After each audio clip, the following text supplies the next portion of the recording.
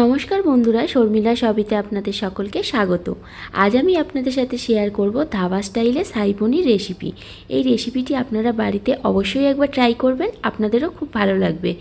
ভিডিওটি তাহলে শুরু করা যাক। আমি কিভাবে স্টেপ বাই স্টেপ করেছি ফলো করুন।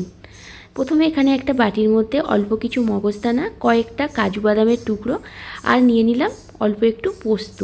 এটাকে আমি জল দিয়ে ভিজিয়ে 5 মিনিট সাইড করে রেখে দেব।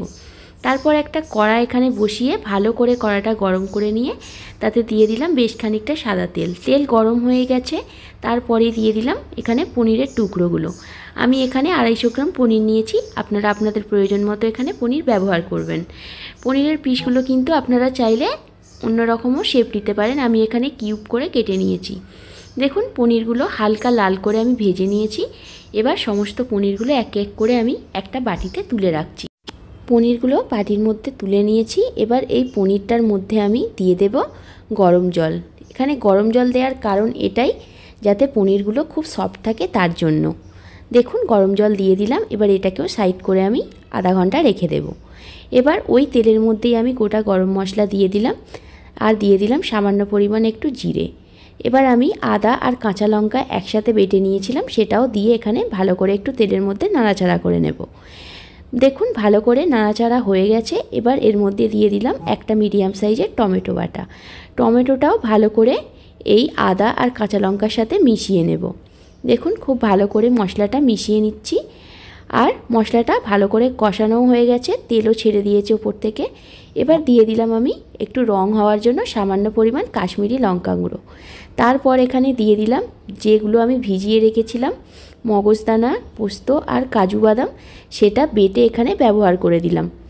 দেখুন ভালো করে কষিয়ে নিয়ে সামান্য পরিমাণ একটু মশলা ধোয়া জলটা এখানে ব্যবহার করলাম। এবার ভালো করে নাড়াচাড়া করে মশলাটাকে একটু মিশিয়ে নেব সমস্তটার সাথে। দেখুন খুব ভালোভাবে কষিয়ে নিয়েছি মশলাটা, আর কি সুন্দর তেলও ছেড়ে আসছে। এইভাবেই আমি এটা 5 মিনিট কষাতে থাকবো। দেখুন ওপর থেকে খুব সুন্দরভাবে তেল ছেড়ে দিয়েছে। আরও 2-1 বার আমি এটাকে নাড়াচাড়া করে তারপর আমি দিয়ে দেব দুধ। এখানে আমি পাউডার মিল্ক গরম জলে গুলে রেখেছিলাম, সেটা ব্যবহার করেছি। আপনারা যদি চান তো এখানে লিকুইড মিল্কও ব্যবহার করতে পারবেন। একবার নাড়াচাড়া করার পর আমি দিয়ে দিলাম ভিজিয়ে রাখা পনিরগুলো। এবার আমি দিয়ে দিলাম পরিমাণ মতো নুন আর দিয়ে দিলাম সামান্য পরিমাণে একটু চিনি। নুন আর চিনিটা অবশ্যই আপনারা আপনাদের স্বাদ অনুসারে এখানে ব্যবহার করবেন। এবার দেখুন গ্রেভিটা ফুটে উঠেছে, আমি ওপর থেকে একটু ঘি দিয়ে দিলাম।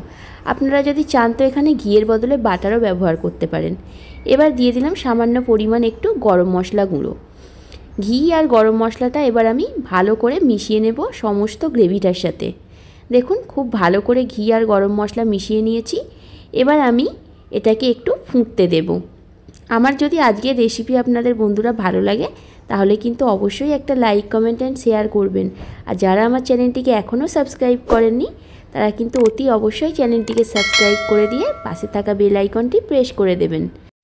সব শেষে আমি এখানে একটু কাসুরি মেথি দিয়ে দিলাম।